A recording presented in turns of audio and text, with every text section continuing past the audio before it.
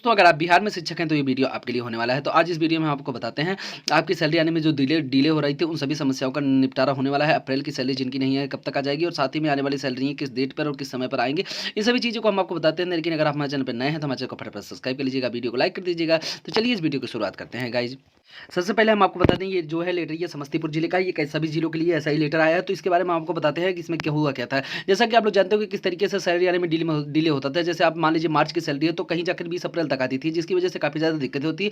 20 अप्रैल की बातें छोड़ी, कई कई लोगों की तो अब मार्च की सैलरी लास्ट अप्रैल तक आई है और अब बहुत लोगों की अभी तक नहीं आई है। मान लीजिए जिनकी नहीं आई उनकी खुद थोड़े से उनके प्रॉब्लम्स हैं, तो वो उस तरीके की बातें हम आपको आगे बताते हैं। लेकिन सबसे पहले बताते हैं कि इस लेटर के माध्यम से क्या हुआ है। सबसे पहले जो है जो मुख्य सचिव जी थे, आप जानते हैं के पाठक जी, उन्होंने किस तरीके से डीओ की सैलरी बंद की थी। डीओ की सैलरी बंद करने के बाद अब उन्होंने जो है खंड शिक्षा अधिकारी के ऊपर थोड़ा सा प्रेशर बनाया है। प्रेशर ये है कि जैसे आप लोग की जो एब्सेंटी होती है मंथली की, वो 25 तारीख से पहले भेजी जाती थी। अब वो कई सारे जिले में ऐसे थे जहाँ पर 25 तारीख से पहले, जिले क्या मतलब कई सारे ब्लॉक ऐसे थे जहाँ पर 25 तारीख से पहले नहीं भेजी जाती थी। अब जिसकी वजह से दिक्कत ये होती थी कि अगर 25 से पहले भेजी भी जाती थी तो खंड शिक्षा अधिकारी जो है उसको डीपीएम कार्यालय तक नहीं पहुंचाते थे। अगर डीपीएम कार्यालय नहीं पहुंचती थी सैलरी स्लिप प्रिंट नहीं हो पाती थी और वेतन आने में लगातार देरी होती जाती थी। वहीं पर अन्य विभाग की जितनी भी सैलरियां थी वो सभी टाइम से पहुंचाई जाती थी और उनको टाइम से वेतन आ जाते थे। तो इस तरीके से शिक्षा विभाग के लिए थोड़ा सा डिले था, तो जिसकी वजह से सीधा सीधा उन्होंने पर देख लीजिए ये यहाँ पर जो है नियोजित है बीपीएससी शिक्षक दोनों के लिए सीधा सीधा मई महीने के वेतन के बारे में कहा है। तो उन्होंने मई महीने या उसके बाद यहाँ पर देखिए साफ साफ लिखा मई महीने या उसके बाद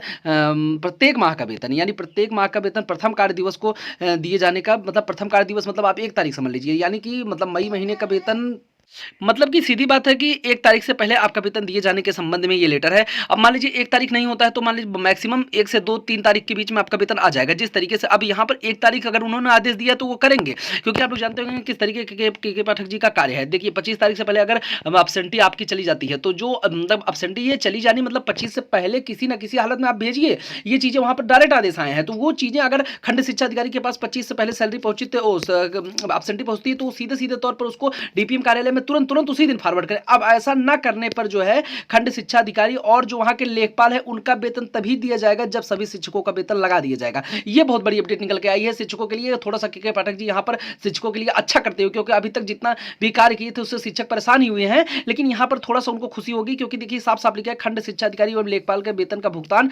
शिक्षकों के वेतन के जो है उपरांत ही किया जाएगा। यहाँ पर नीचे देख ले सकते हैं आप, लेखपाल और खंड शिक्षा अधिकारी के वेतन का भुगतान जो है शिक्षकों के वेतन के बाद ही किया जाएगा। इस तरीके से आदेश आ चुका है। तो अब ये आदेश के बहुत ही ज़्यादा इफेक्टिव होने वाला है, क्योंकि आप समझ सकते हैं कि इस तरीके से होने वाला है। और अब देख लीजिए दिक्कत ये निकल के आती थी कि इसमें सबसे बड़ी दिक्कतें थी, मान लीजिए हेडमास्टर साहब तो लेट नहीं करते थे क्योंकि उसमें एचएम सर का भी वेतन होता था, तो वो लेट नहीं करते थे, वो वहाँ पे ले जाकर तुरंत जमा कर देते हैं। जमा करने के बाद दिक्कत ये होती थी कि जो खंड शिक्षा अधिकारी थे वो क्या करते थे, अगर उनके पास टाइम है तो वहाँ फॉरवर्ड करते थे, नहीं टाइम है तो नहीं करते थे। और कई सारे ब्लॉक ऐसे जहाँ पर खंड शिक्षा अधिकारी अच्छा कार्य किए हैं तो वहाँ पर तुरंत तुरंत वेतन आ भी गया है। ये चीज़ें हुई हैं क्योंकि काफ़ी लोगों का वेतन, और दिक्कत ये होती थी उसी विद्यालय के कुछ लोगों का जो है सैलरी स्लिप प्रिंट हो जाता था, कुछ लोगों का तो खंड शिक्षा अधिकारी के पास ही पड़ा रह जाता। तो ये सब चीज़ें बड़ी दिक्कतें थी, जिसकी वजह से काफ़ी ज़्यादा बच्चों को समस्याएं भी हुई। अभी काफ़ी ज़्यादा ऐसे बच्चे हैं जिनकी सैलरी नहीं। अब बात यह है कि पटना से डाटा आने वाली या फिर अभी तक जिनकी एक भी सैलरी नहीं मिली वो क्या करें। देखिए अब जिनकी एक भी सैलरी नहीं मिली है उनको थोड़ा सा एक्शन लेने की जरूरत है, क्योंकि देखिए अब डीपीएम कार्यालय में अगर आपका डीपीओ कार्यालय में अगर आपका थोड़ा सा भी कार्य नहीं हो रहा है तो आपको पटना